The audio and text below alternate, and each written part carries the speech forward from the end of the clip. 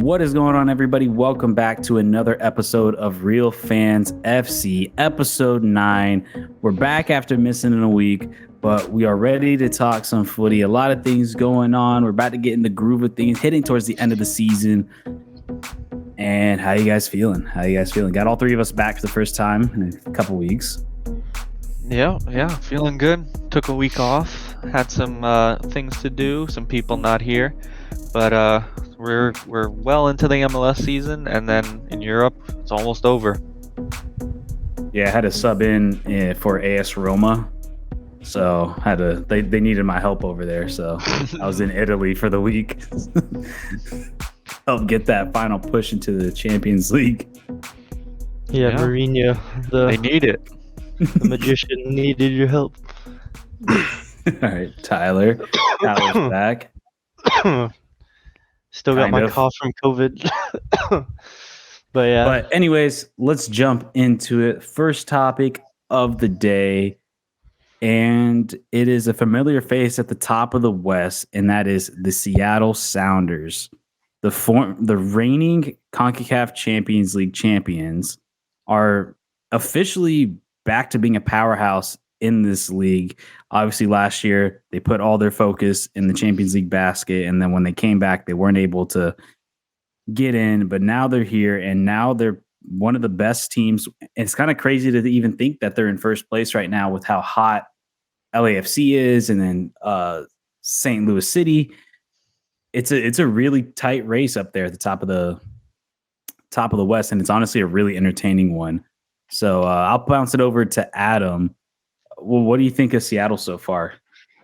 I think they've been really good. Like we said, I wanted to talk about this because, it was only a matter of time. We knew that they were kind of taking the year off last year to win CONCACAF Champions League. They did it. Now that they're really hitting their groove, and St. Louis has been slipping up a little bit, they are back on top of the Western Conference. And yes, like Julian said, it's tight. It's interesting. It's going to be tight and interesting throughout. I'm not saying Seattle's going to stay top the whole time. I think it's going to be a lot of flip-flopping, but they're back. They're a contender, and we're going to see them deep into the playoffs this season. I'm sure of it.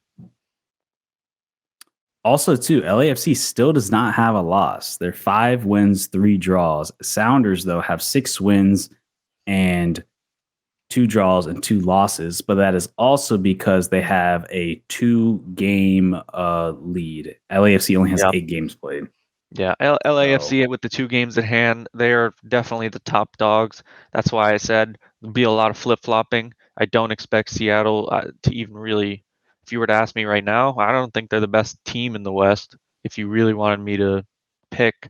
But they're up there, and they deserve to be. They've been pretty consistent, aside from a few hiccups. They did draw their last game, but now coming up against an opponent who everyone is kicking while they're down. Their next game is against Kansas City, so you would assume that they'll pick up another 3 points. Yeah, and too, they're doing all this without even their star DP striker, Raul Ruidiaz. He's been pretty much injured all year. He's came back here and there, but he re-aggravated his injury, and he's on the bench again. And then obviously Christian Roldan, the star winger, former U.S. men's national team player, is still injured as well. And then you're also missing a defender, and they're still scoring. And then you have Jordan Morris. That goes to show you how their team is. I've always felt like Seattle, they've always had a good team. They don't rely on, yes, the talent helps from having their star players, but as long as their team was in shape and they would be able to take one out, okay, he's injured, we'll put this guy in and still function as Seattle.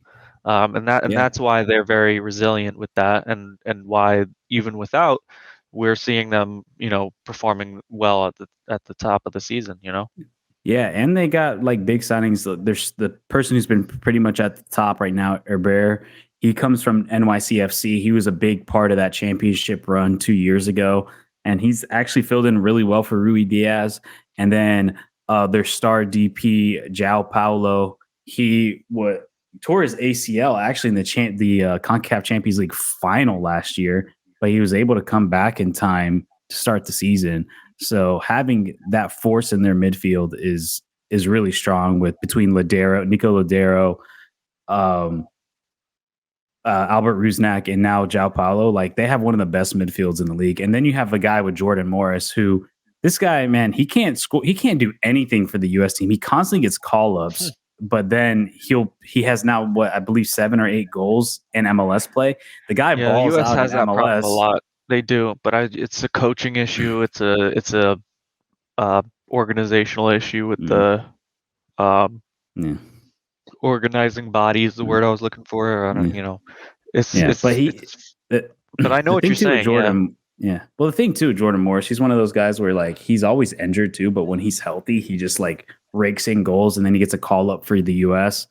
But he just always gets injured. So therefore, like that's why he's never really been able to get sold overseas because he's constantly injured. And then in big international championships, he can't or tournaments, he can't like he's non-existent. But it is really good to see Seattle up top. Tyler, I'll bounce it over to you. What do you think, man? You think they're going to take the West? Do you think they can take the crown from LAFC or St. Louis? It's not taking them. I mean, it's tough. I mean, LA hasn't lost a game, so it's kind of tough to say. Plus, in the past few years, LAFC has been the kings of the West. I mean, pretty much kings of the league, to be honest with you. But I don't know. Seattle's definitely back to their former glory that they used to be.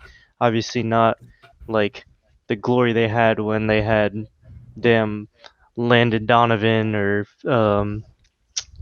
Dempsey, Clint Dempsey. Clint Dempsey, I mean, sorry. Landon Donovan's LA Galaxy. But yeah, like I don't know. It's just it's tough. It's too early in the season to really say too, but I still think LAFC, I mean, they're dominating in Champions League and MLS. So that you get what I'm saying? Like it's just it's a lot more like if they could put all their eggs which is in impressive. they're putting their eggs in both baskets. I guess it was you can't fault Seattle though. You can argue maybe they could have done it last year as well, but having an American team not winning it yet, it's kind of like a curse. So they were like, okay, let's really do it. Let's end this. Let's get an American team to win this freaking thing already from the MLS and end it and open the door for everyone else. And I think that's what they did. So I don't think I agree with you, but I don't want to take any credit away from Seattle. I think what they did was fair. And what they did arguably allows LA to do what they're doing. And I mean, I will agree with Julian too. Like, who's to say Seattle may not actually take it because they do have a lot of injuries at the moment. They're without the Peruvian Panther Rui Diaz, and I mean, dude's been an established scorer in the MLS for years. You know what I mean? So it's still definitely too early to tell. But I think as of right now, in the form that LAFC's in, I would put all my money on LAFC. But who's to say? Yeah. When Seattle gets their full roster back, or at least two of the main ones back, then who knows? Seattle may just ball out. And St. Louis, I mean, that's another story too. But I tell you what, they're a fun team to watch. They are. They are. Watching St. Louis is super fun to watch. But who'd they just lose to this past week? Portland, yeah. So. I mean, Portland's definitely not the team they used to be. So I don't know. It's like I said, it's just way too early. A draw against Colorado Rapids, who are definitely not a good team. So they've had some hiccups. They've had some hiccups, but they're still up there with the big boys. And it's crazy too. Like, I think Adam, you're right. Like, cause it's like, man, when they were like, why Seattle fell off last year, it's like, yeah, maybe. They could have been better because, like, I remember last year, those teams, those lineups they were putting out, and for the regular season games were so weak. They were so weak. I mean, even a struggling our team, Inter Miami, which was terrible at the time, was able to go cross country to Seattle and win, and because it was just such a weak lineup. Yeah, and it's just and also too, I will say LAFC has a deeper team than Seattle does. Like Seattle, their starting 11 is very good, obviously good enough to win the whole be the best team in the continent. Yeah. and win the Champions League. But like obviously, like when it came to their subs and like in their reserve teams to kind of hold it down, they couldn't really do that. Versus like LAFC, like even their reserves are good enough to win games in the MLS. Yeah. But like honestly, Steve Cherundolo, he hasn't like really. He's played every game like super serious when it comes to like he hasn't rest starters on MLS really, and in MLS games, and then obviously he's going all in on the Champions League. I mean, even the first round against Alajuelense in Costa Rica, he was pulling out full lineups. So NBA they want to take win, notes. and it's crazy because it's just like, man, that's super impressive. And like I think you're right too. Like Seattle, they're just like, you know what? Let's not even risk it. Like we gotta break this streak Curse, like of yeah. yeah. So it's like you gotta do it. But man, LAFC has shown you how to do both, and Yeah, and that's what I'm saying. now and it's I think- kind of I like think you have that's to more expect impressive. it. Yeah, and Yeah, I think and I that's think more now- impressive though. And I think now, like coming into these next few years, like you almost have to expect it. Like, okay, like you made Champions League, that's no excuse now. Now you got to do it. And you know what's always hurt the MLS is the roster salary restrictions of Yeah, where you have to put all your money like into they had to DB. do it. Because you put all your money And in the not top of everyone the can do it. roster, and then the bottom of your roster probably makes like less than me. So it's like, I mean, it's so yeah. But anyways, I mean, it's really good to see Seattle. It just feels right to have them in the race. I will say the top three between Seattle, St. Louis, and Los Angeles, all three of them have a goal differential of 10, which is, and then in fourth place, FC Dallas only has a goal differential of 1. So, and like we said, against LAFC us. has two games in hand. So, and they're only 2 points behind. So it's going to be a really interesting race at the top.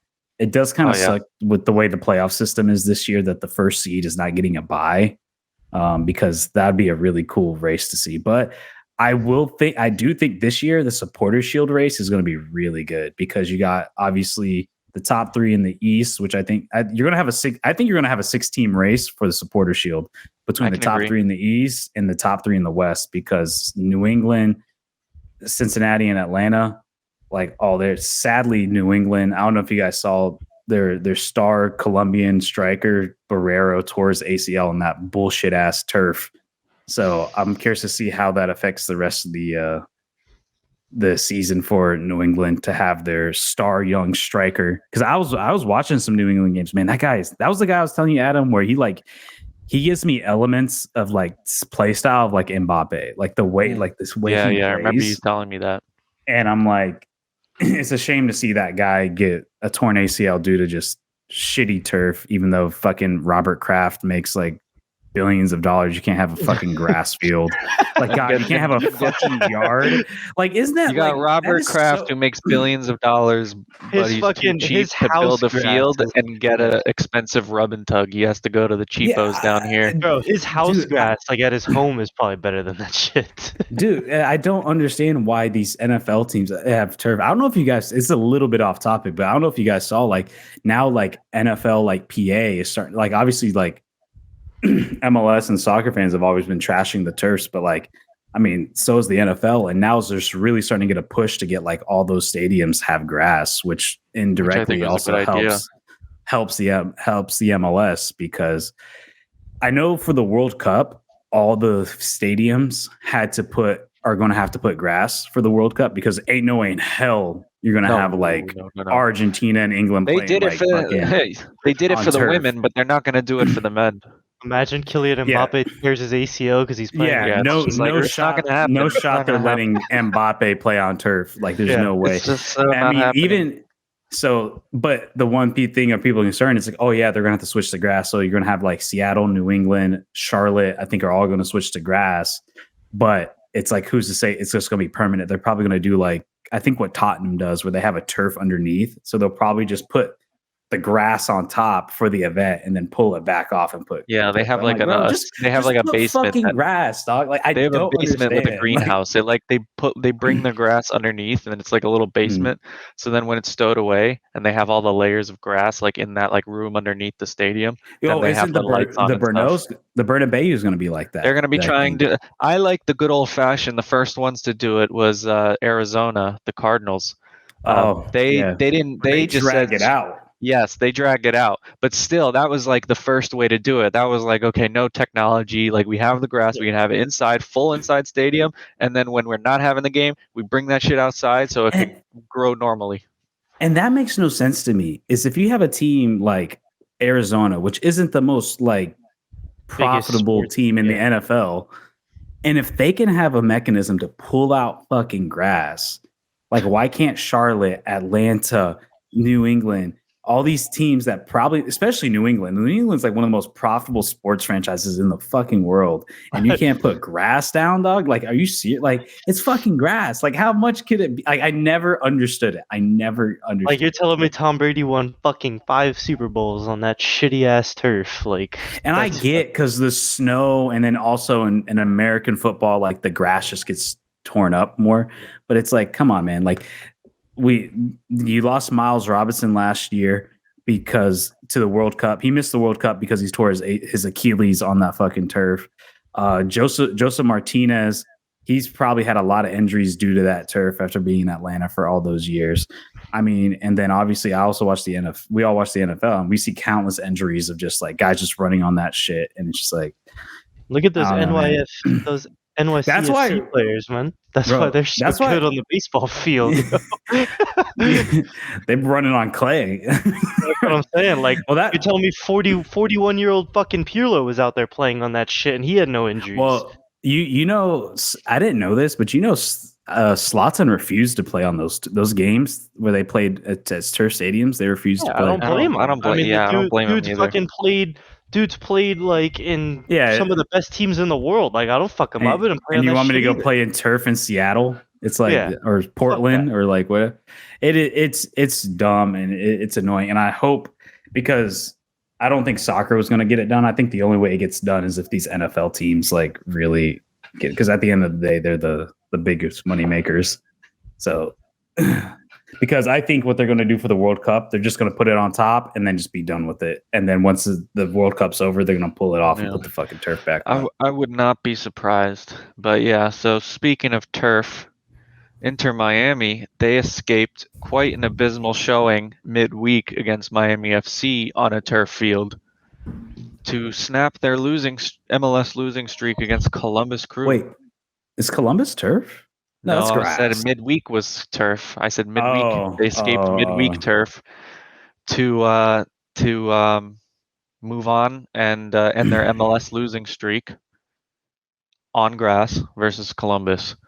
So how'd you see that game? I thought it was a good performance. I still think there's some questions.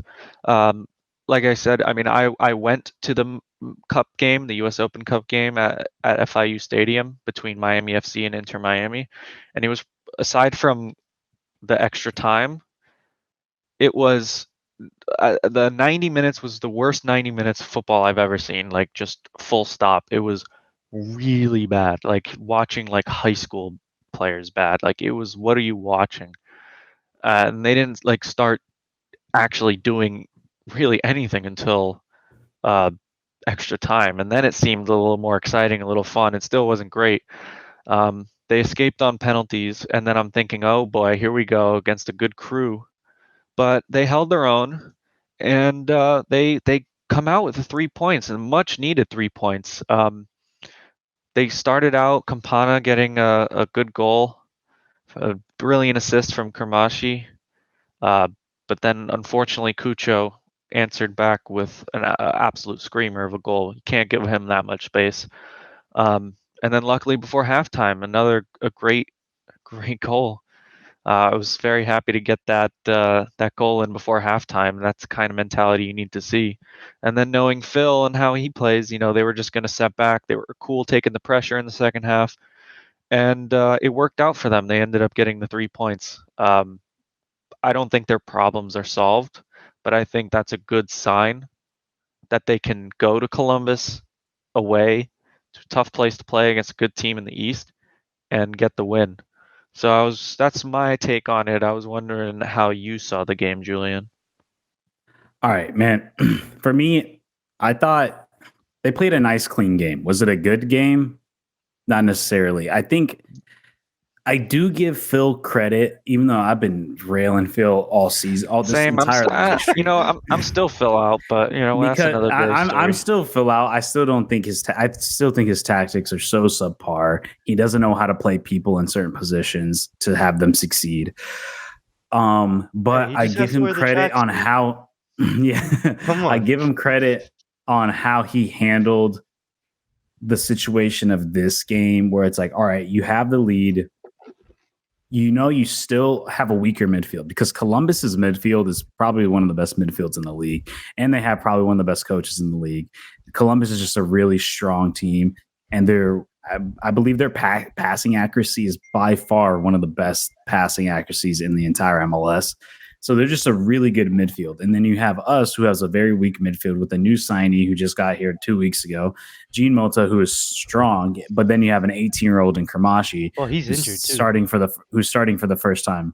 Yeah, I guess he got injured in practice, which is something just happened this week. But which is great. See, this is the problem with Inter. You think you got someone there, and then now it's gone. What is Phil gonna do? He's gonna implode. Yeah. So now in this game, I do think there's a little bit of luck involved. I think Campana got lucky on that first goal. That should have been an easy block. I mean, he kicked it straight to the keeper, and it just went through his legs. People are trying to say the Campana header off the corner was lucky because the keeper came off his line. But I'm like, I don't know. I mean, he did come on. No, he did, but I thought that's good. That's yeah. I don't think that was like a terrible keeper move. Like, I didn't look at that. I'm like, what is he thinking? Like, I think it was a good keeper move. I just think he didn't make the decision quick enough. I think he should have just been like, okay, that ball even looks, as soon as it leaves his feet, if it even looks like it's getting near Campana, I'm jumping out and taking it. It looked like from replays he wasn't sure, so he went in late. That's the only issue you can have with that play. But Campana went up. That's why I thought it was a good goal, because they really could have scored right before that corner, and they were unlucky not to have, from some good saves. And then Mota just says, yeah, screw it, whips it in. Campana gets his head up there. That's what he's good at. He can play on. That's why I like him better than Borgelin, because he can get up and he can do other things. He's not just, Borgelin was one of those 6'5". people we were making fun. I'm not even kidding. Me and my friends this was their first time seeing Inter Miami in person, and I was telling them about Borgelin. They were at the Miami FC game. Yes, they were ripping him all game. And I said all he does is like try and get up and get a goal, and he got up and got a goal. He's slow as molasses. Yeah, he got up and got a goal. Like, he was tackling players. They were my friends were like telling me, it was like, what is he, a football player? What the fuck is this? Like, it was just funny. And then when he scored, I was laughing, and I was like, see, I told you, that's all he does is get up there. And they're like, what? That was him? And I was like, yeah. So that's why I like Campana better than him, because he's so one-dimensional. I get it. There's places where we need to use him. I mean, Campana's just by far more talented, though. You're right. This was definitely a little bit of luck. Yeah, but there was a little bit of luck involved in this, but you're going to need luck, especially away against a good Columbus side. I still think that you have to play well enough to put yourself in that position. I'm not convinced that Miami are over that hump yet. I do think it helps that, and we'll talk about this, that they're playing a Atlanta team that struggles away from home. But yeah, I it's a good result, good performance, but I think there's a lot more work ahead. Yeah, I mean, I think they played really well defensively. Like, I think I really like our defense. Like, I like Kristoff. I like Kamal Miller was really good. He's a great signing, you got to say. I don't care if Phil, because we know Phil doesn't have anything to do with it. You have to admit that Inter Miami's front office at least is trying. They are trying. They're fucking trying. Shit's not working. They're moving. They're figuring it out. They're doing it. They were a little handicapped, with the sanctions a few years ago, but now they're trying it. And we got the cap room, so who knows what's going to happen this summer? It appears from where we work and from what we're seeing on the outside that everyone is preparing for major signings on the summer. Everyone, they're set. The club is ready for it, and they don't even know who they're going to go after yet, but they're just ready for it. Yeah, and McVay is an awesome piece off the bench. I think. Yes, I agree. He's good Yeah, off the bench. maybe he's not a starter, and I think he's kind of He proved has his that this the moments. beginning. But he's a great starter. A great bench player. Bench Same player, with yeah. Robert Taylor. We didn't see him in this game, but he's a great player coming off the bench. And then obviously you got the two fullbacks. Negri, I think, is really great offensively. I think defensively he really leaves something to desire. And then Yedlin's been just kind of like whatever. He's doing his job. It's not bad. But Yeah, he's I not do think prime Yedlin, but he's still Yedlin. He's just not prime Yedlin. He doesn't run the same, but he's the same player. We knew what we were getting But with him, and I think he's a I good asset, I at do least now. think the young guy Kermashi has really helped the midfield a lot this game. I thought he brought some speed and some passing ability in the attack that was severely lacking with Pizarro and Yeah. what we just weren't getting from Bryce Duke. So even though he's not a true 10, he's still an 8 at the end of the day. He does provide a good amount of service at the top as like a second 10 because it seemed like Phil kind of went in the beginning game kind of like a 4-2-2-2-2. No, a 4. What would it have been? No, a 4-2-2-2-2 because Coco Jean was kind of like a second striker up there, and then you had Stefanelli as 110, and then Kermashi is like the other 10. So he showed out really good, had a really good assist. I can see why it looks like Argentina and USA are trying to compete after him to get on the national team. One of my friends who's an academy coach and works with a lot of kids who end up in like Weston Academy, which is like our big academy, which is essentially like Inter Miami handpicks, Weston Academy players to their academy. And he was saying, so he's familiar with Benjamin from seeing him play in Weston, and when he would go and hang out with his coaches in Weston and play, and he was like, yeah, he's the real deal. He's like, I don't know how high his ceiling is, but he's a professional player, like for sure. Yeah. And that's cool to hear from my friend who works with the academies and is familiar with the academy setup down here. And he says I would trust him. Yeah, and I still think that Stefanelli, I don't know who he's sucking off to get starting jobs, but like I don't understand, dude, like how he keeps on getting into this lineup as a starter. And I feel like Phil has a personal vendetta against Pizarro. Look, don't get me wrong. I've been a big Pizarro hater, and I don't think he's that. Oh, we know. But like, honestly, in that situation, if you're gonna have dual 10s, I would honestly rather and then have one play very left, kind of like a second 10 / left winger. I feel like that's like Pizarro's like perfect position. And I would have liked to see him there, even though Stefanelli did have a good game, and I'll give him credit that what the first goal with Campana with the cross over to Kermashi to then head it down over to Campana to finish, like that was a beautiful kick. But like I'm a little surprised that he didn't play more, and I'm still a little confused why Stefanelli just keeps on getting starting minutes because I never feel like he deserves it. But at this point, there's not much depth on the team anyway, so I fully expect him to keep on playing.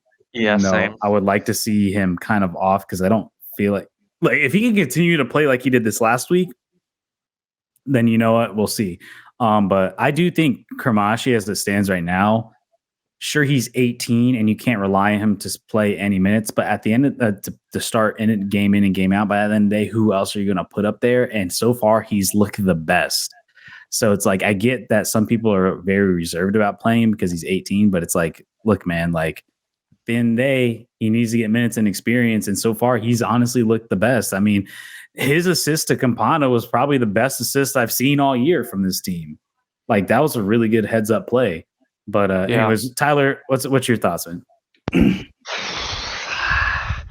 I mean, gosh, man, the first 2 weeks were crazy. Like we played so good, and then it's like it was just fill out for me after week 4, dude. Like it was so bad, bro. Like we should not be losing fucking to Chicago 3-0 at home in any universe. Like that shit blew my mind.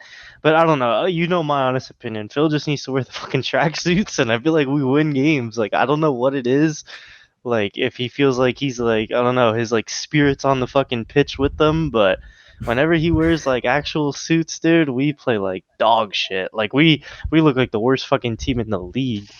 But It's funny that Tyler brought that up in our group chat because I've always thought the same thing. Every time Phil Neville wears like an actual business suit, we lose. But then when he wears like something like what I'm wearing now, like a track suit, we like win somehow. I don't know how the fuck that. like it's like, But dude, it does. I don't get it, bro. But yeah, I mean, But I'm happy that we finally snapped this losing streak. I mean, I'm Yeah.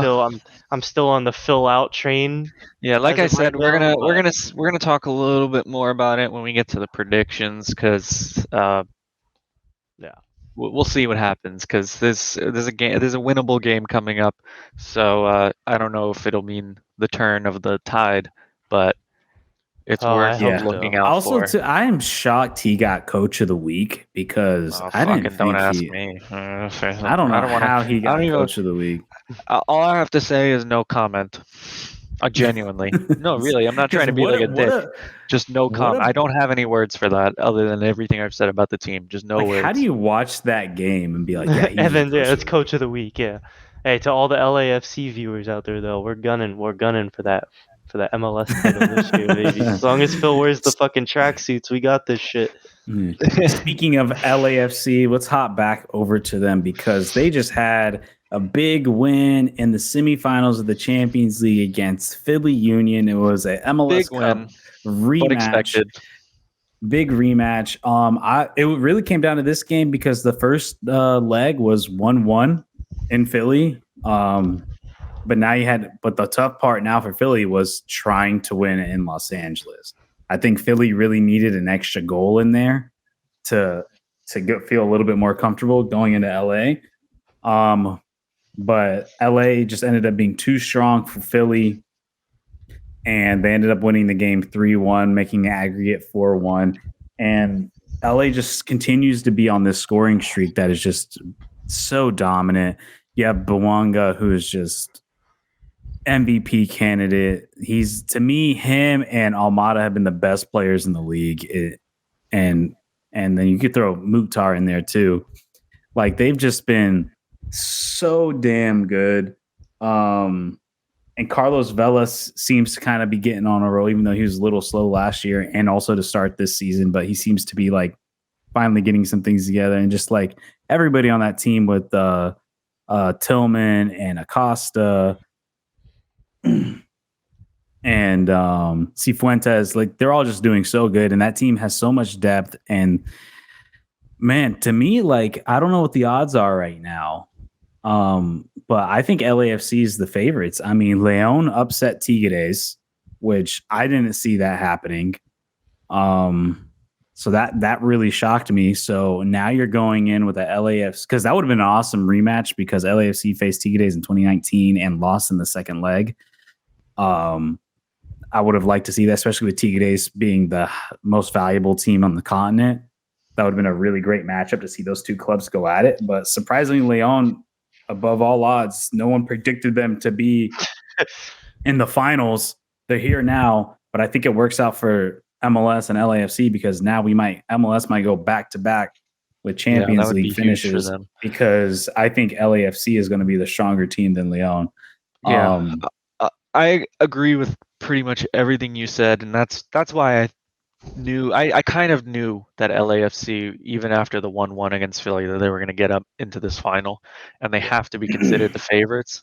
Other than, I do know that it was surprising to see Leon upset Tigres, but aside from me saying yes, I think LA are the favorite and agreeing with you, and saying that this could be really good to go back to back for the MLS. I mean, historic, first and the second back to back would be a real statement of intent. But what is there anything, I know you know more about the Mexican League than I do. Is there anything about Leon that you know at all? Oh man, you're expecting too much out of me. I don't. That's why I said at all. I said, is this like? I know who's like, because I like loosely look at the table. Like I know Monterrey is like by far the best team in the league right now. Yeah, that I know. As the table stands, Leon is in 6th, Pachuca, who was also in the Champions League, was at 5, but they got knocked out. And then And Tigres it looks is like at 7. Tigres are right And- behind Leon. Yeah, and the one thing I do know is that Tigres, like I said, even though they're the most valuable team in North America, apparently a lot of fans just don't like that manager. Like I've heard an analogy that it's like a baby driving a Ferrari. He just doesn't know what the fuck to do. Dude, Twitter rips him apart on a daily. That's a fun analogy. So that's why I'm not terribly surprised, I guess, that they lost. But you know the weird thing with Leon, they're never like at least in recent years, they haven't been like super, super strong, but they always manage to find a way into the Champions League. I've noticed they did lose last year against, I think Seattle pretty much dominated them last year in the second round. But I think LAFC has just so much momentum. I do think LAFC hasn't. The one thing I'd be concerned with LAFC is they haven't faced a Mexican club yet. And that would be my only concern, is that this is going to be their first matchup because they went up against Alajuelense, the Costa Rican team. Then they played Vancouver, and then they played Philly. To be fair, Philly is a really strong team, and Philly has beaten a Mexican club. But honestly, man, like Liga MX clubs aren't as scary anymore. But I think like, they're not. That LA, even though this was 3 years ago, LAFC did play in 2 legs versus Leon in February of 2020. In Mexico, they lost 2-0, but in LA, they won 3-0 to win 3-2 on aggregate. So that was the year LAFC went to the finals. Yeah, so they do have experience. So they do have experience, and because this is what I'm thinking, they are a better team now. I don't know about Leon, but they are a better team now. They are the force of the MLS, like we've been saying practically this whole episode. They're the force of North America now. Yeah, just like we've been saying this whole episode and other episodes included. So I mean, you got to pick LAFC. It could definitely, upsets can always happen, but with 2 legs, it's very unlikely. And I would say that we're getting a back-to-back with LAFC. And they're playing in Mexico first, which I think works in their favor. Yeah.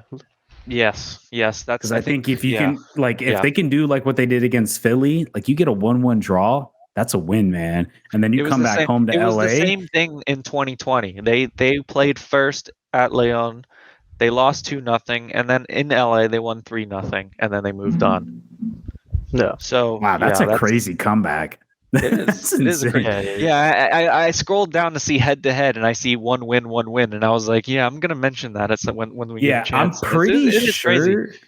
I'm pretty sure that was the COVID year. I think because I remember the COVID year they went to the finals and just barely lost to Tigres that year. I remember they lost in like I think shootout. I think that final went to a shootout. Yeah. They did, right? They lost to Tigres. See what it says about the final. And that team wasn't even as good as this team now. I think this LAFC team, and I might be having recency bias. It didn't get the final. Did not go to penalties. It was 2-1. So LAFC scored first. Rossi scored in the 61st minute, and then they equalized in the 72nd minute, and then scored the winner in the 84th minute. Oof. But I might be recency bias. And guess who scored the winner? Gignac, the Frenchman. Oh, yeah. Really? Yeah, Gignac. Yeah. I always loved Interesting. It's very interesting. I will say this might be recency bias, but with like Tigres since 2015. Is LAFC this year probably like the greatest like MLS team ever? If they keep it up, we're saying that the MLS is getting better and better each year. If they're getting better and better each year, like not even just by like titles, but just like, well, I guess even by titles because they're the first team to get the Supporter Shield and the Cup. And if they win this, I guess they get the triple. Yeah, they'll be the first MLS team ever to get that because there's never been an MLS team that's won the Cup and and the Shield, and they're about to probably win the Champions League. Like, they're probably the greatest team ever for MLS, the greatest MLS team ever. Like, what other team has done that? And Yeah, then I can agree. even if we take the championships out of it, if we're saying MLS is massively better than what it was 10 years ago, like, dude, like, this is like the most talented, most prestigious roster in North American soccer, probably. Like, which is kind of crazy to think. Like, we're kind of witnessing history in a way.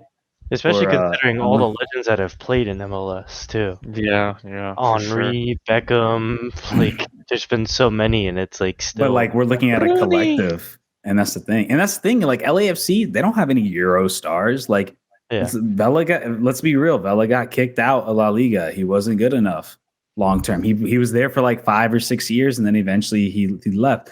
Bouanga, he was in Ligue 1, and he just wasn't good enough, and he left. And this is, I mean, other than Kalini, but the dude's a dinosaur. He's washed up, and he doesn't even start. And I mean, you did have Bale, who pretty much single-handedly won them to the cup last year because he had a last-minute header. But like, he always seems to do that. This is a team built like correctly in finding the right talent, not just names, which makes it even more impressive. Yeah. But I guess we'll end it with Tyler's final thoughts. I'm pretty sure we all know what you're going to say, though. Who you got in the final? LAFC. I mean, unless Emerson gets signed to whatchamacallit, I don't think. Fair enough. Yeah, dude, Emerson's clearly the best player in Liga MX. If he was playing against LAFC, he'd have probably a hat trick in the first half. So, where is he? He's on. Is he on? I think he's on Monterrey, isn't he? No, maybe. He's some small Mexican team. I think. All right. Like Santos or something. So as Julian pulls up the lines, the sports betting lines for this week's predictions, match day 11, we did keep up to date these last 2 weeks, even though there wasn't an episode. So the last 2 weeks, Julian went 16 and 28. I went 15 and 28. And Tyler went 11 and 28. The first one to finally get all of them right in 1 week, I feel like should just win the whole thing. MLS is man, I started off so strong too. Oh man. Let me pull this up though. All right, let's try to keep this short. Okay.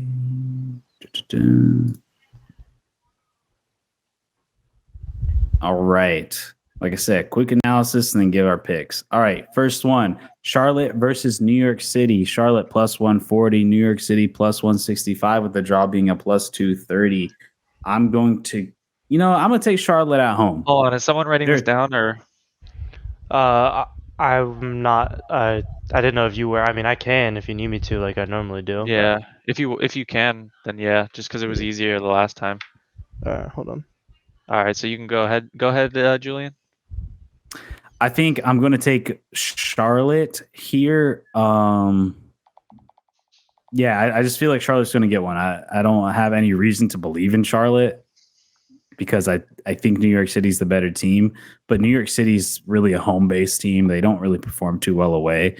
I'm going to go Charlotte here. I see that. I kind of agree that NYC FC are more home based, but I'm gonna say draw. Let me write that down. Hold on. For me, I'm gonna go in NY. All right. I'm gonna go NY. All right, we all separate. All right, CF Montreal versus Orlando City. Montreal plus 115, Orlando City plus 200, with the draw being a plus 240. The new signings at Montreal, obviously from Inter Miami, Bryce Duke scored, Ariel Lassiter, like they're starting to kind of play a little bit better. Orlando still hasn't proved much to me, especially away from home. I'm gonna go Montreal here. Actually, no, I'm gonna go draw here. Draw. Interesting. I could see that. Orlando, they've been very inconsistent. You never know what kind of team you're gonna get. So I'm just gonna go out on a limb and just pick Montreal, keep the hot streak going. All right, I'm gonna go Adam. I'm gonna go Montreal too. Yeah, fuck Orlando.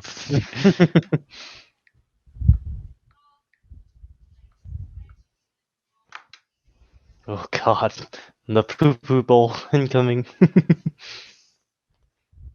Julian, your mic is muted. Oh, my bad. Let me reset Yeah, I that. was like, what the hell? Inter Miami versus Atlanta United. Inter Miami at home plus 140 for Inter Miami. Atlanta plus 160 away, with the draw being a plus 240. I'm actually going to go draw here again. I don't think Inter Miami has the firepower to keep up with Atlanta. But being at home, Inter Miami is just such a good home team. But I think they'll do enough to get a result at home.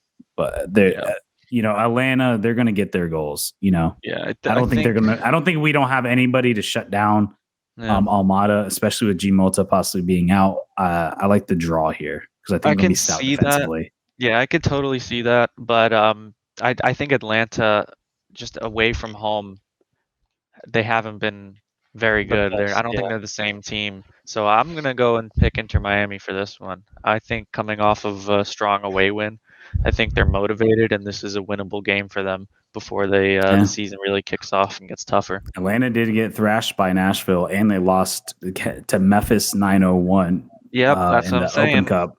That's what I'm saying. Pretty badly, but I think they're going to get back. That's why I think it's going to be a draw. But Tyler? I texted my sources, and Phil's wearing a tracksuit. Plus, we're at home, so give me Inter, baby. Okay. Phil got the tracksuit on deck on this week. I promise. All right, a California derby. San Jose Earthquake versus Los Angeles FC. San Jose plus 175, LAFC plus 130 away, with the draw being a plus 240.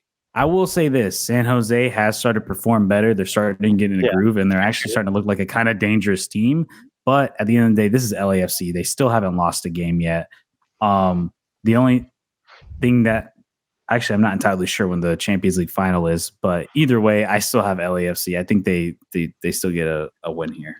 Yeah, I want to say LAFC, but I think draw. I think San Jose at home can draw with LAFC. We've seen that LAFC likes to have their draws, but they don't like to lose. That's true. The problem is San Jose is just not a fortress. It's just yeah. So that's what I'm going for here. What do you think, Tyler? You said draw for you? I did. Okay, I just wanted to make sure I got the right stuff. I'm gonna go LAFC though. Yeah, I understand no losses, but a lot of draws. But yeah, I don't know. I don't think even with San Jose's success, I don't think they hold their own against LAFC. No, LAFC has no losses. No, that's what I meant to say. I'm sorry. Oh, you know what I meant. Yeah, you know what I meant. They have no losses, but a lot of draws. But I mean, San Jose ain't competing with them, I don't think. So.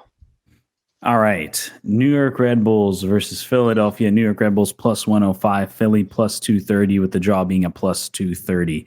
I actually like the Red Bulls here. I wouldn't be surprised if we see Philly rest a little bit this week and then get back into the groove thing. But Philly's been a little disappointing to start off the season. And I like the Red Bulls at home, even though they also have had a slow start. But Philly is just not looking too hot right now. Yeah, I agree. This is right now Philly are struggling. New York aren't the best either, but at home and with Philadelphia coming off of CONCACAF Champions League, I'd also pick New York Red Bulls. Can y'all hear me or no? I'm in the bathroom. Can y'all hear me though? Yeah, we can hear you. I'm going draw on this one for Red Bulls and All right. I'm on my way back right now though. Yeah, all right. No problem. Toronto FC versus New England. Toronto FC plus 100, New England plus 230, with the draw being a plus 240. What's hurting New England here is obviously, I was mentioning earlier in the episode, Dylan Barrero out for the season with a torn ACL, one of their main attacking threats. Curious to see how New England bounces back. I think it's going to take them a while to kind of figure things out with him being gone. Toronto, meanwhile, is getting healthier. I believe they have Insigne back. I like Toronto at home here. Yeah, I'd have to agree with you. I would pick New England aside for that injury. Toronto, it would have been a tough game regardless because Toronto, you're right, they're getting healthier. But, I mean, that's going to hurt them. I don't think it's going to kill their season altogether, but it's going to hurt them in the short term for sure. I go with Toronto. Toronto. Yeah.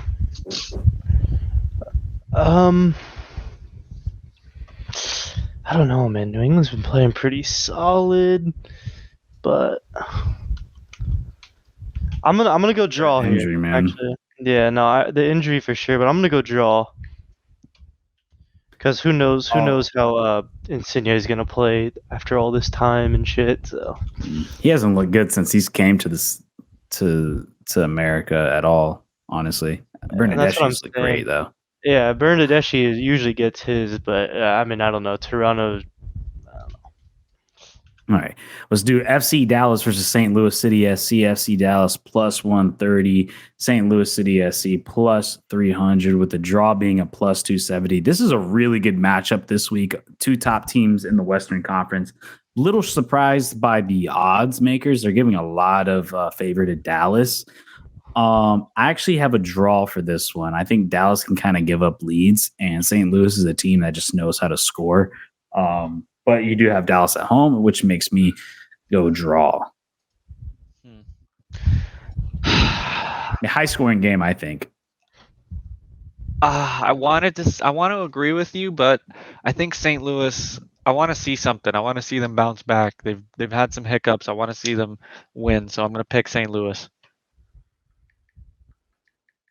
Yeah, I got St. Louis too. I feel like just Dallas just can never hold leads if they get the lead first. Usually they just, I don't know. So I'm gonna go St. Louis as well.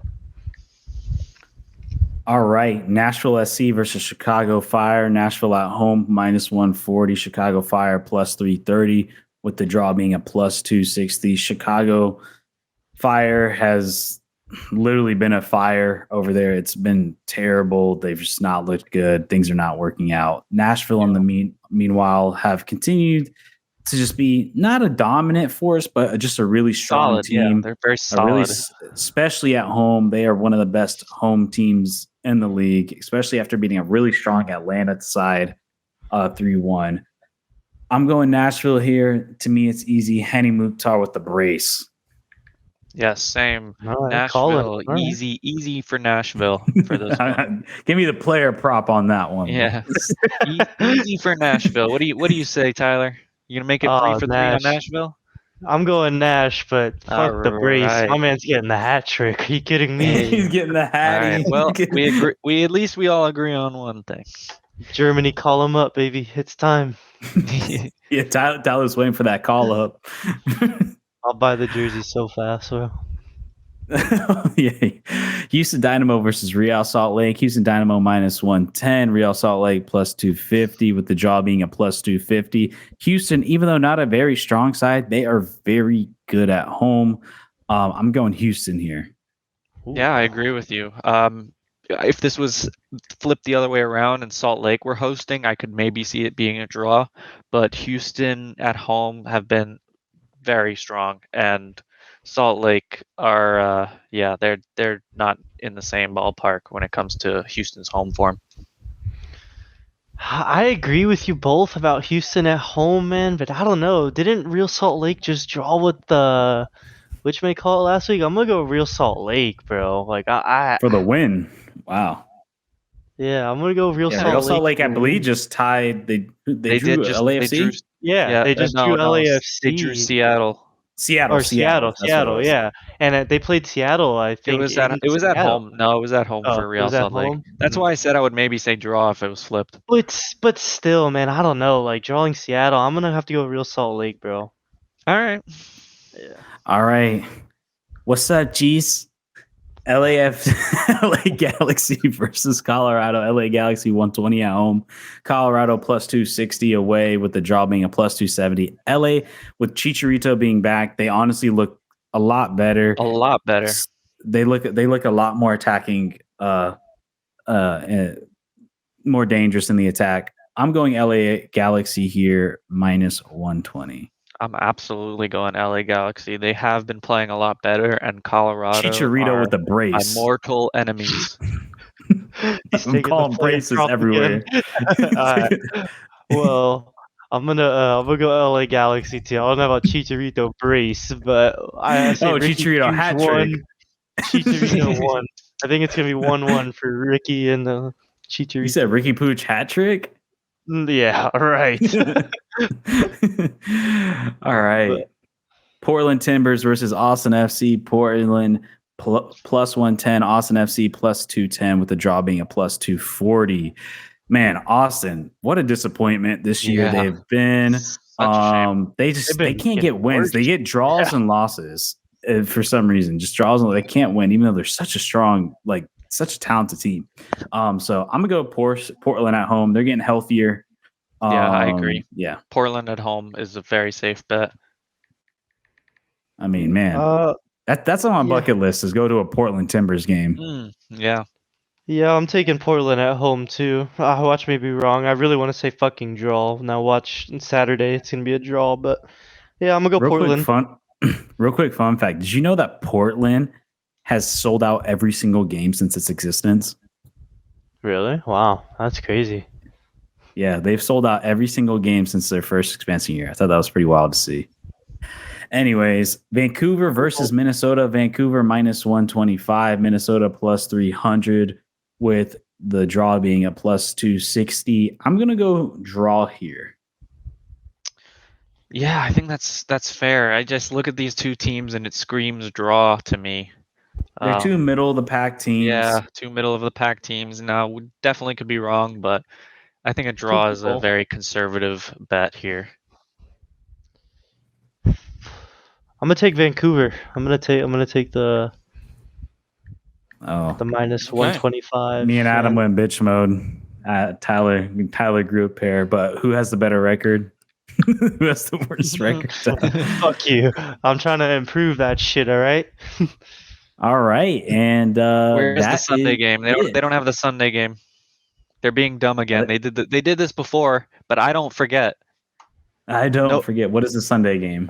Seattle Sounders host Sporting Kansas City. It's an easy pick. Sporting Kansas City. Seattle.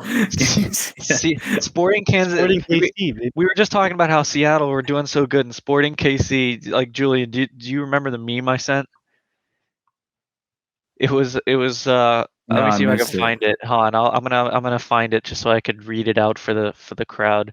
Oh, so the guy's filling out the dating app, like the basic info on a dating app. So it's like, I am a man, woman, selects Sporting KC supporter, looking for women. Oh yes, I did see this. Yes, I did see this. Selects a card to hit me. I don't know if it'll focus in. Let's see if I can get it. Oh. Yeah, there it goes. Yeah, man. Yeah. So what was that? What was that last 10:30 game on there? That was What was the last what? The last 10:30 game on there, because we didn't get those written. It was Vancouver, Minnesota. It was Vancouver. That was the last one. We got it. The other one that he was missing was a Sunday. Yeah, it was showing next week. Oh, okay. All right. Yeah. Sporting KC. I mean, it has to be mentioned before we move on. We don't even need to know the odds. Just pick Seattle. I have to mention this before we move on. Sporting Kansas City are the only team in the entire MLS who have yet to get a win. Wow. Even FanDuel was like, it ain't even worth my time.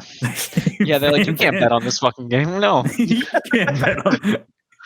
But yeah, so that's what that one's Shout an easy one. Kansas City. So yeah, we all pick Seattle for that one. I don't feel bad City for are Kansas looking City. for their first ever win in this season. They're not going to get it this game. I don't feel bad for Kansas City because they have the Chiefs, so I don't care if the rest of your sports teams suck ass. Yeah. I can care less. So The before we move Royals on, suck. yeah, before we move on, I didn't mention our total scores, so I do want to mention after those last 2 weeks, the total scores, not including the picks we just made, because we will find them out next week. Julian is still in the lead with 63 correct picks and 50 incorrect picks. Ooh, I got a positive. I'm above 500. I'm just above 500 with 56 correct picks and 55 incorrect picks. Don't read mine. Don't you read? I feel like Sporting KC. All right, don't read mine. 39 wins and 54 losses. That's so. That's not as bad as I thought, honestly. Well, he missed a week, so it could have been worse. Hey, or better. Hey. Yeah, or better. You're right. All right, but it's guys. time.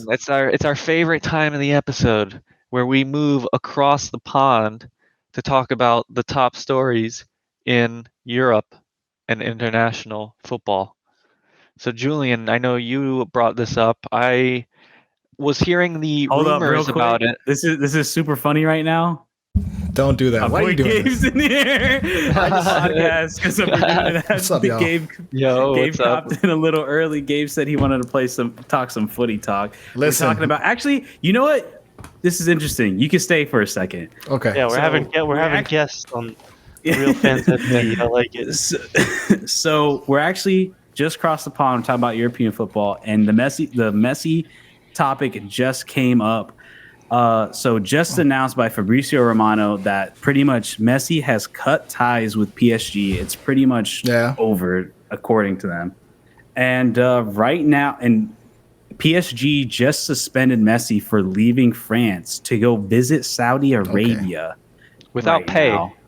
Without He's pay, visiting they suspended him without pay for going and visit Saudi Arabia. Right now, the rumors for the contract is $400 million a year.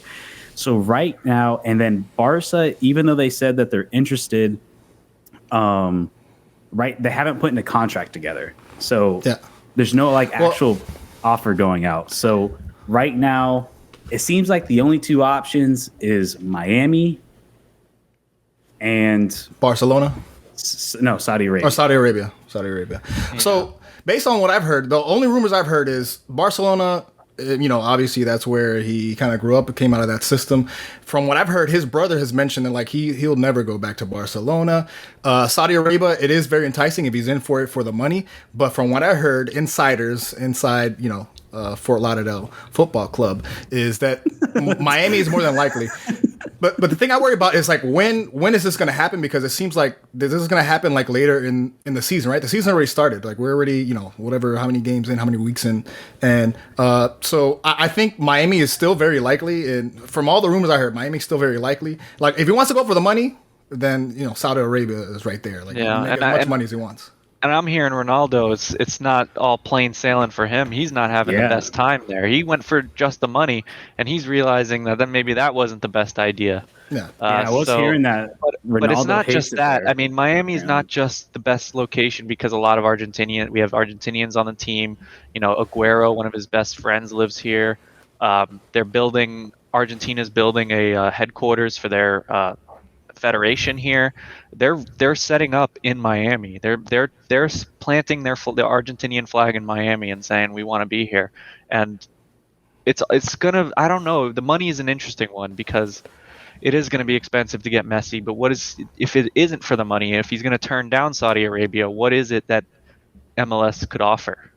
Well, here's my thing is I'm thinking okay, he can go to Saudi Arabia. Like you said, all rumors coming out that Ronaldo hates it there.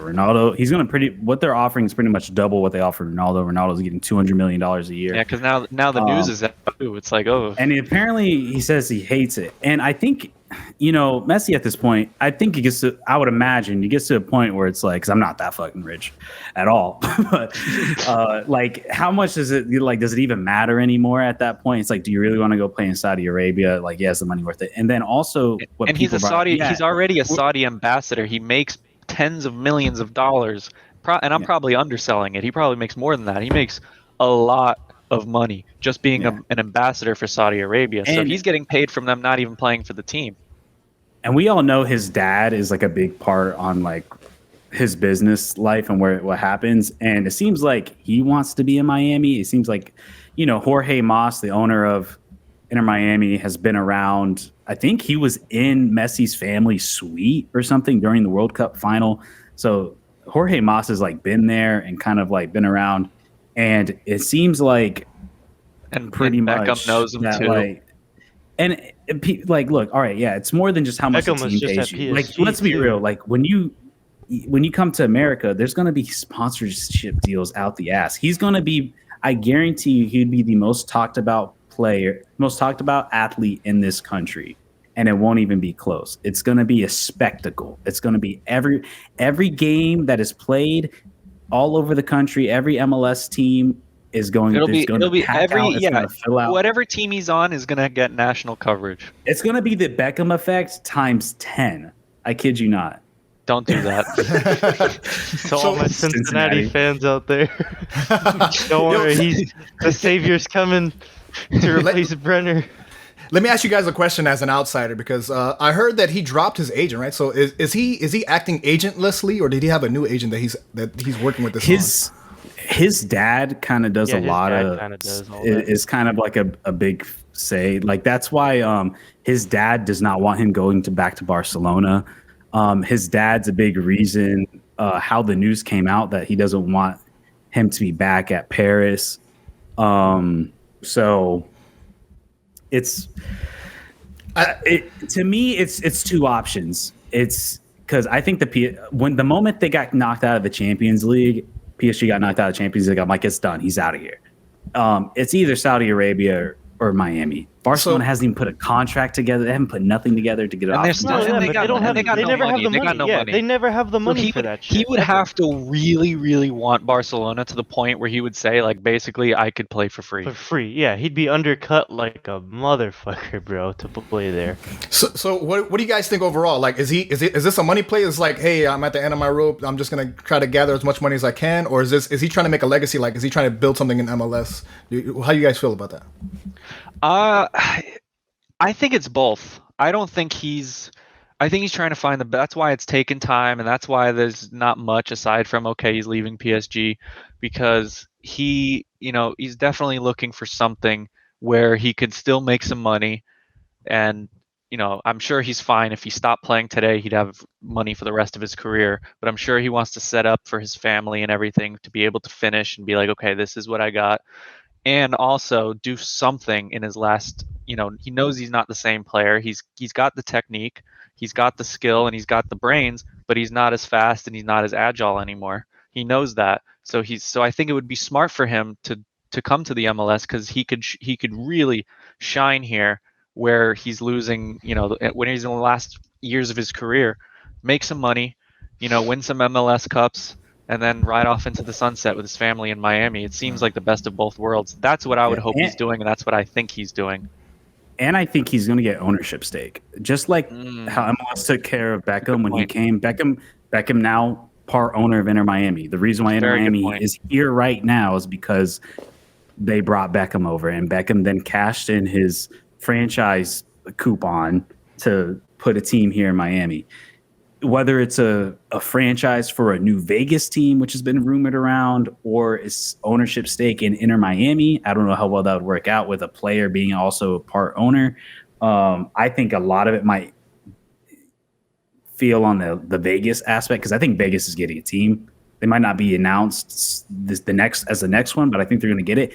That might be a part of it. Maybe he gets part ownership in that. Because the Vegas real estate market is so much. And then, like I said, I think the sponsorship money is just going to be more than what you get in Saudi Arabia. If he goes to Saudi Arabia, it's going to be a clear paycheck. That's pretty much it. But it's like, could he potentially make more here with Adidas? No, is he Adidas or Nike athlete? I'm drawing a complete blank. Let me look it up. I want to say he's Adidas. I want to say he's Adidas. I want to say he's Adidas as well. I think he's an Adidas. He has the Hard Rock sponsorship. He's got that burger in the Guitar Hotel. Yeah, Adidas with MLS too. That's perfect. The Hard Rock, his burger in the Hard Rock, 10 million per year. And like you said, the whole really, that's it. I really thought it would be more. But and then like you said, with the whole Argentina Federation now coming over here, like Maybe that could be a pull to get him into the federation. But Tyler, you haven't really said much. Why don't you go ahead? I mean, like, bro, I don't know. At the end of the day, like, I mean, it would be really, really good for MLS, 125%. But like you said too, Messi has more than enough money. So it's like realistically, like the 400 million, it's like, yeah, you're the highest paid player ever in history. But Ronaldo is unhappy in Saudi Arabia because like him and his family, and Messi has more kids than Ronaldo does. So it's like, I don't know. I feel like if Ronaldo's unhappy, then Messi's gonna be unhappy. I mean, let's face it, Saudi Arabia is a fucking desert. Trust me, that shit's like. I mean, no, but I'm just saying, realistically, like, they build cities out of nothing. It's that's what they do. That's what these Yeah. places do. They don't got room. It's all They a build new facade. cities. That's all. yeah, but Yeah. you know what I mean. Like Messi obviously just went there and got suspended without pay for 2 weeks. So I mean, he does have that pull there. So I mean, it's really unpredictable to say what Messi's gonna do, but you know, like at the end of the day, if you goes to Saudi Arabia, does it kill his PR as him as a player? Because everyone is gassing Ronaldo for going there, and mind you, Ronaldo's Everyone, maybe for the thir- first few weeks. I don't know. I saw highlights the Well, first couple yeah, games, but- like, oh, Ronaldo scores hat trick. Ronaldo does this, and then like after that, it's like all I hear is negative stuff. Yeah, and that's what I'm saying, but it's like Ronaldo is 38 years old, Messi's 35. When Ronaldo was 35, he's being the top scorer in the Premier League. Like Messi's not even the top scorer in League 1. It's like, come on. It's just that Well, whole yeah. Messi Ronaldo debate. It's a different I role. feel though, like- I will That's say. yeah, that is to It's be a- fair. it's a Yeah, I mean, different you can't say that you can't compare like for like when Ronaldo is the guy and Messi was Ronaldo playing with also- Mbappe and Neymar. Yeah, Yeah, but Ronaldo, I'll say- Ronaldo at 35 also isn't being linked to MLS or Saudi Arabia. Messi's only being linked to those two teams. You know what I'm saying? Like at 35, Ronaldo is being linked to still the biggest clubs in the world. It's like, Well, I mean, also too, Ronaldo is a physical freak in nature. I mean, the guy, Yeah. he's like LeBron. He's like Zlatan. Like Zlatan's fucking what, 40 something and still playing for Milan. Like you could build your team around Ronaldo at this point, even Yeah. in this career. Whereas And that's what I'm Messi, saying. you So need to it's have like, pieces around does him. Messi that can't do it hurt by himself Messi's anymore. legacy though? Is my point. Is what I'm getting at. Like Oh, I don't. At I the don't- end of the I day, don't think me. No, At the end of the because day, me, World I don't Cup, give no. a fuck where Messi plays. To be honest with you, I really don't care. It'll end the hype, like it'll die down and people will forget about him when he retires, and then it'll be like, oh yeah, Messi, that was such a great player. It's not gonna kill his who he is as a player, but I think the hype will die down if that's the choice he makes. But one thing I will say, and I will give Messi credit, obviously, same thing with Ronaldo. No matter where the fuck he goes, he makes that team 100 times better. Yeah. No matter where he goes. So you know what I mean? Like, If I can interject, what's Plan B? Let's say Messi decides to actually go to Saudi Arabia. What's Plan B for Inter Miami? Like what? Because it seems like everything was set up for him to come either last year or this year. You know what I mean? That's So a- what, well, what's the that- other option? and that is a question. really good point, and I hope, and we 'Cause we actually have the talked about money that set up. earlier. But Yep. no, we talked about that earlier too. I think whenever we started the episode, like Julian made a good kind point. of. Like, yeah, in a way, but you know what I mean? Like, we're starting to dish players out, and you know, we signed 2 players for dirt cheap. But it's like, yeah, like you said, if Messi doesn't actually come, what is our plan B? Because we haven't been linked to nobody else. You'd have That's to like, think, like, that's yeah, a we, superstar I think they're in fucked. any Thing that way. we I know really, about- I really think we're fucked. If Messi doesn't come, like they're done. To me, I Sergio think he either Busquets comes is this our year. backup plan or what? I don't want. No, I I think- don't know. I think that's a package deal. I don't think we get Busquets if Messi if he come. doesn't, if Messi doesn't come, to me it's either this year or never. Like he's Yeah. not. If he doesn't come this year, I think it's the pretty much stars are dead in the aligning. It's water. either And this you year, got to. And we all know coming into this season, the way Chris Henderson built the team, he didn't re-sign Pozuelo. He left the DP spot open because of that potential of Messi coming. I think they're screwed because if you're putting all this energy towards Messi, I don't know how quickly you can divert and change. I mean, maybe But you'd have to look, think. That's what I'm saying. and I for agree Gabe, with you. Gabe, just so you know, like the sporting director, the GM for Inter Miami, he's very similar to oh my God, why am I drawing for the Heat? Pat Riley. Oh my Pat Riley. Very similar, like very like culture based, like knows how to find really good scouting, doesn't like really he knows where to find diamonds in the rough. And people compare him a lot to Pat Riley. And there could be a potential where he has a backup plan set up. That's what I'm saying. Like, you would think he should have a backup guy plan. in Brazil that we're going to drop 15 mil on, and he's going to come here and be our number 10. Like, that's the only thing that's what I'm saying. Like, my mind or my heart thinks that it's screwed if Messi doesn't come, but my mind says that someone like him, who's our sporting director, even if he's putting, I don't think he would be putting 100% of his eggs in the Messi basket. Maybe he's putting 90%, but he's gonna keep something around just in case, because it's just too big of an if. It would be stupid to do that, but you would think that they have to put a lot of effort into Messi. But I would be surprised if they don't have some sort of backup plan. Yeah, it's not Messi, but I mean, yeah, but there's plenty. I mean, I'm not saying obviously there's plenty of people that live up to Messi's like talent and hype, of course. But I mean, I feel like there's plenty of players out there that you could definitely get that are younger than him that'll last a lot longer and shit. Especially the way MLS is played, like at the pace that it's played.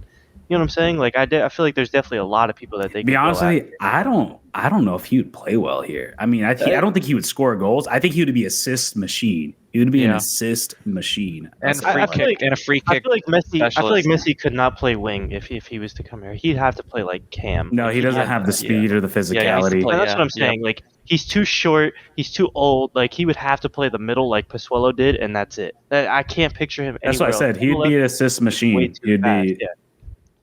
I don't know. He couldn't be up top. He couldn't be on the wing. And that's what I'm saying. Like, look at like Bernardeschi. Like Bernardeschi obviously is nowhere near Messi skill wise, but I mean Bernardeschi came in here and he's doing fucking phenomenal in MLS. So that's what I mean. It's like I feel like their backup plan doesn't have to be someone so damn big like Messi. Like they could get 3 players probably for the price of Messi, and they could turn out a whole damn team for the price. Well, yeah, but you know what I mean. I'm just saying three players that are like on a known scale, but like aren't like considered like the world's best player and shit. You know what I mean? Like there's plenty of players that they could go after. Listen, when I see him in the kit, okay, when he's walking through the gates at Drive Pink Stadium, okay, I'll believe it when I see it. And that's what's funny. A lot of fans say the same shit. A lot of fans say the same shit. Nah. But let's move on to Champions League prediction. Gabe, if you want to stay, you can. If you want to leave, we're gonna do these predictions. I gotta prep for the next show, so I'm gonna dip out because I have nothing to offer. I appreciate you letting me on. Thanks for sharing. Good. Right, I figured this was a good topic for you because it's something you semi know about. So all right, let's end it off here because like you were saying, we gotta do the next one. But we can end it with Champions League. Let's do a Champions League picks. Let's start with the first game, Real Madrid versus Manchester City this next Tuesday, May 9th. The matchup of the year, the big dog. Who do you have, Tyler? Los Blancos, 100%, man. Ooh. Oh, man. I did not see that coming from you. I feel like City. I mean, City just don't have any Champions Leagues in their history. Pep hasn't won one since fucking 2009 in Barcelona when he had the most stacked team in the fucking world. So, yeah, I don't care if you have 2 Hollands up top, man. Like Los Blancos has the most Champions Leagues in history, and yeah, I mean their midfielders are gonna get it, bro. Always. I don't care. And then their midfield replacements, like for these old dudes that they have now, crazy, bro. I'm sorry. I'm going Los Blancos 10 out of 10 times, especially in the Bernabeu.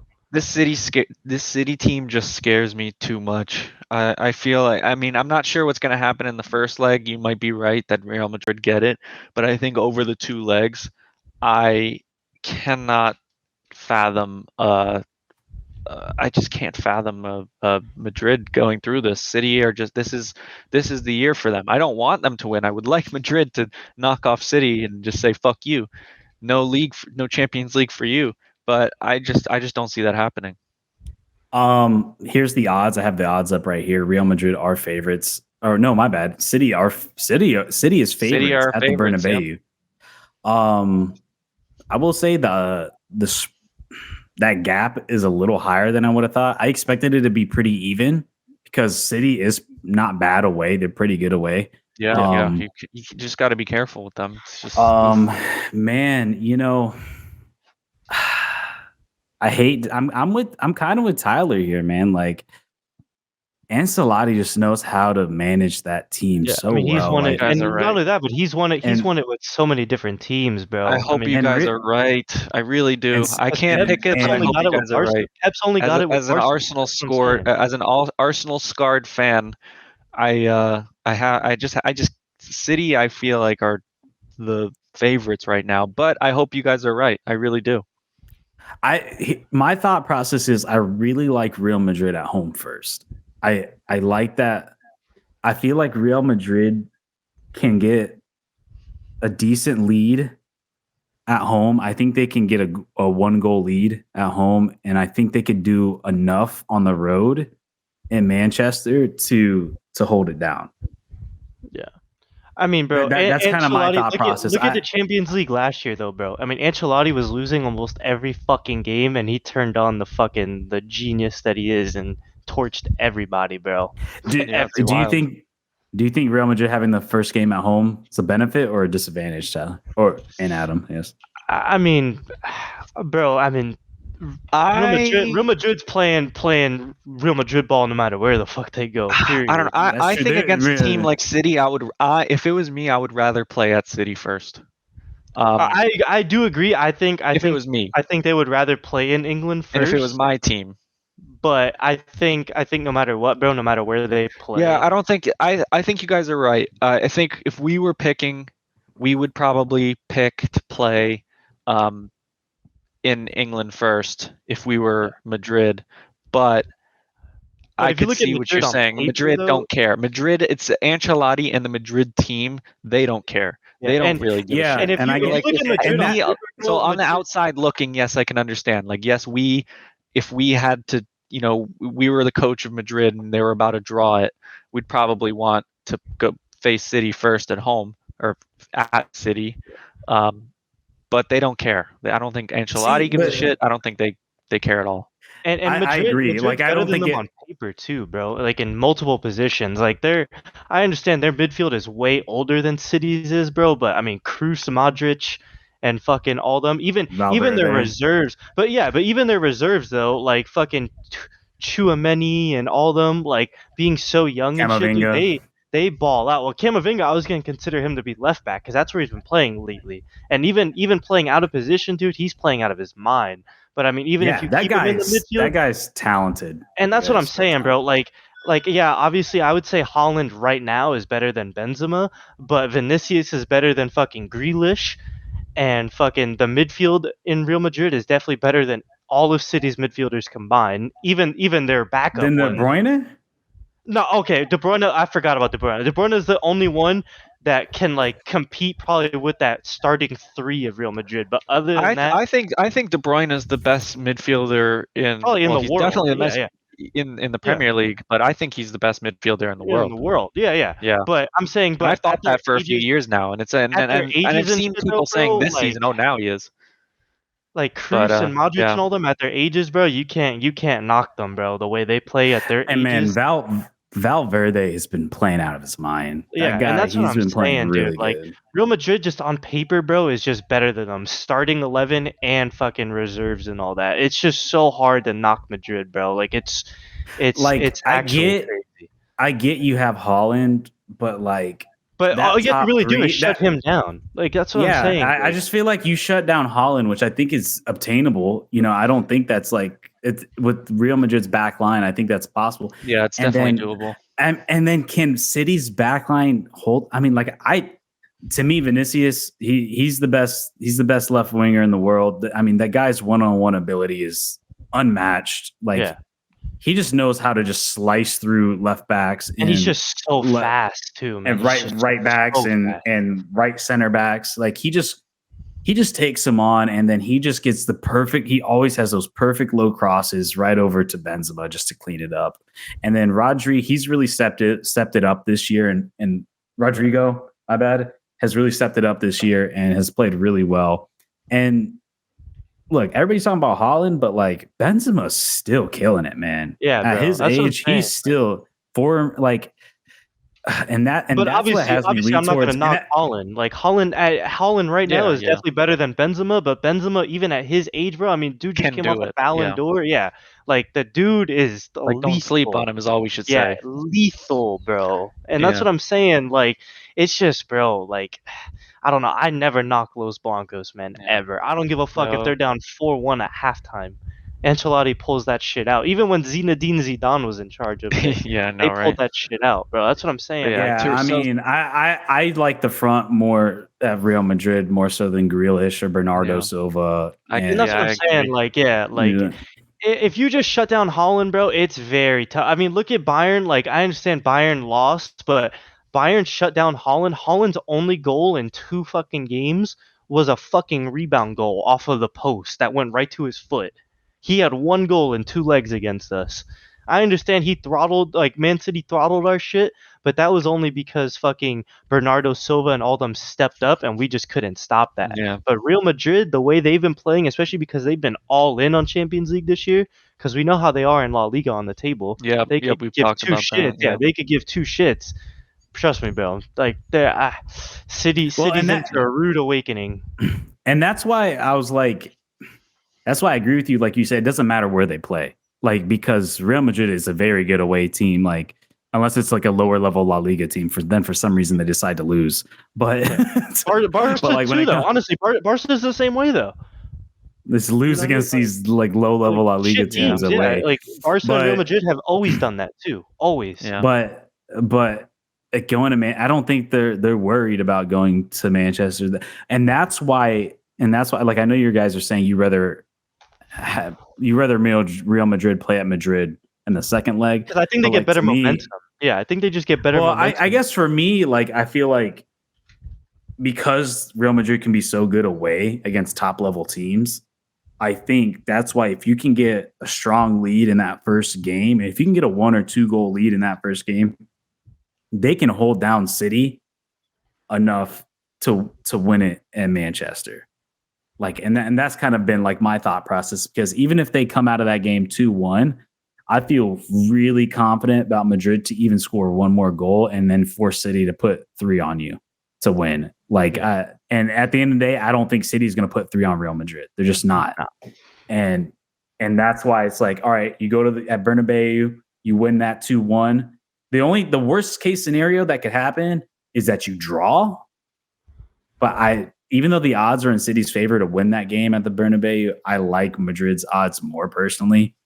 To win, to get a 1 goal lead, and then if you get a 1 goal lead at Manchester, to me, I think like City's not going to shut down. They're not going to shut out Real Madrid. Real Madrid's going to score over there as well, and that's why I think that's just what's going to happen. The thing too about Real Madrid, in my opinion at least, bro, is I feel like they're just so good on paper and so good like the way they play that if they were to score first, realistically, if they really wanted to, they could just park the fucking bus and play defense the rest of the game.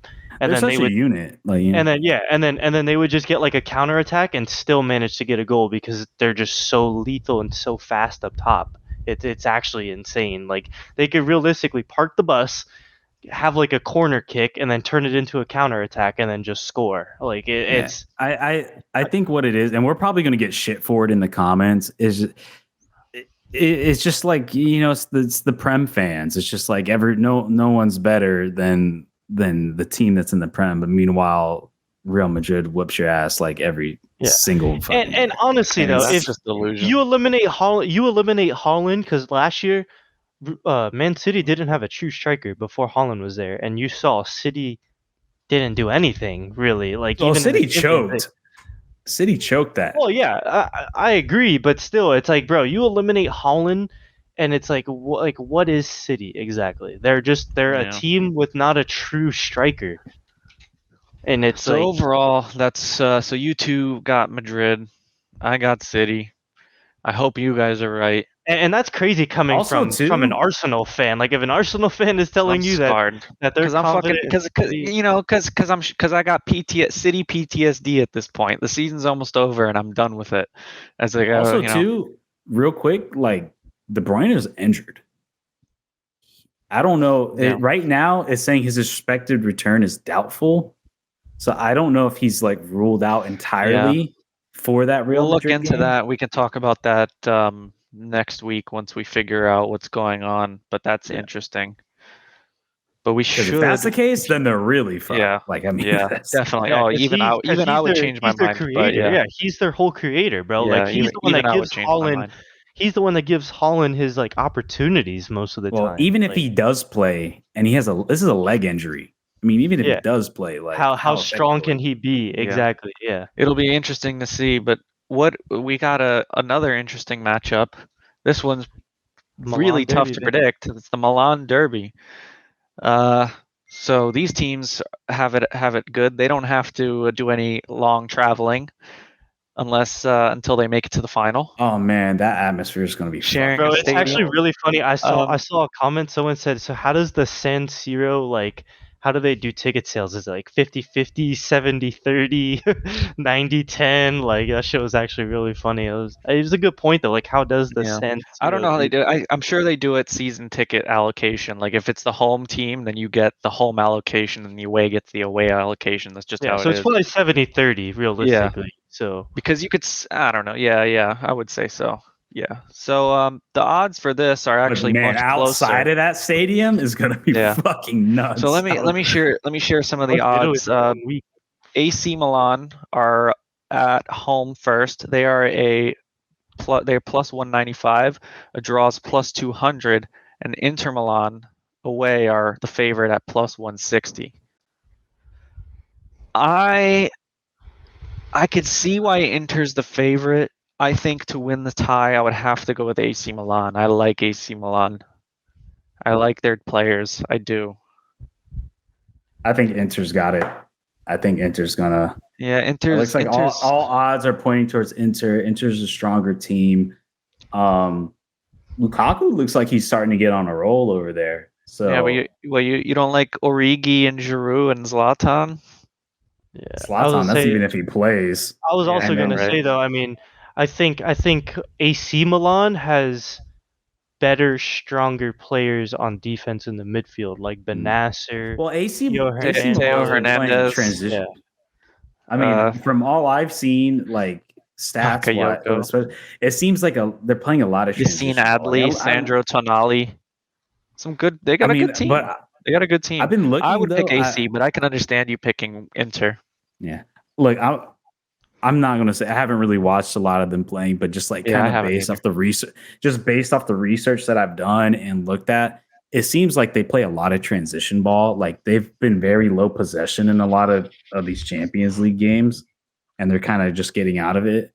And I don't know. I mean, like I said, everybody's picking Inter. It seems like Inter's a stronger team, and like based off all the stuff I've looked at and done, it like I feel like I got to go Inter here.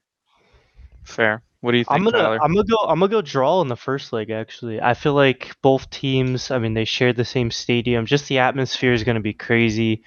Like I feel like it honestly, real talk. It may even be a draw on both legs, and it might go to pens. If you want my honest, I was going to say that. if you want my honest, true opinion, like I wouldn't say necessarily a draw, but the way the aggregates will work, it'll Yeah, cut out I the know. draw draw. on aggregate. Yeah, It'll be draw an 3-3, aggregate. Draw an it'll be aggregate. like a draw on aggregate and go to pens. But you know what I mean? I feel like in that very first leg, I feel like Inter Milan has definitely been more on fire. So I say Inter definitely like comes out like just guns blazing and takes the lead in the first aggregate. But I think the overall aggregate is going to come down to like pens. It's just, bro, it's just so can see hard that. to really say. Yeah. Yeah, and honestly, can and see that I feel too. like that's honestly what it's going to come down to is a penalty. And there's so much emotion, no Yeah. real home field advantage. It's gonna be nuts. Especially but- because this is the third Milan derby this year. They obviously play in the same league as one, and then they played in the in their domestic cup together. Also, too, For another Milan derby. this past week, Inter Milan had 4 players in the team of the week. Mm. And guess Yeah, who one of that's them? fair, that's fair. Who one of them was? It's Lauro Lukaku. Martinez. Oh wow. Yeah, he's so dog shit that he can't finish in front of the net. So yeah, no, we got he's balling out, man. I So don't know it's what gonna to be say. no, but you're I right, know. Tyler. It's gonna be interesting Lautaro. as fuck. It's gonna be crazy, and the best part is that we don't have to wait very long because they're coming up next week. So It's by the just- time we talk, by the time we're doing the episode next week, we'll be talking about the results. Yeah, like I Dude, said, bro, and real quick, too, Inter's Lautaro- Inter's attackers are definitely more lethal than like Milan is, but Yeah. like fucking Milan's like defenders and midfielders are just way more stronger and way more faster and lethal than Inter's are. It's so like, you know what I mean? It's just so like one person like one team is stronger in this aspect and then one team is stronger in this aspect. There's no like perfect balance for the two. So that's why I think it'll come down to a shootout. As a note, Lautaro Martinez has 6 goals and 2 assists in 5 games. Wow. That's crazy. Considering He's him, balling. he's crazy. Dude, he's so fucking bad in front of the net, dude. He's so bad.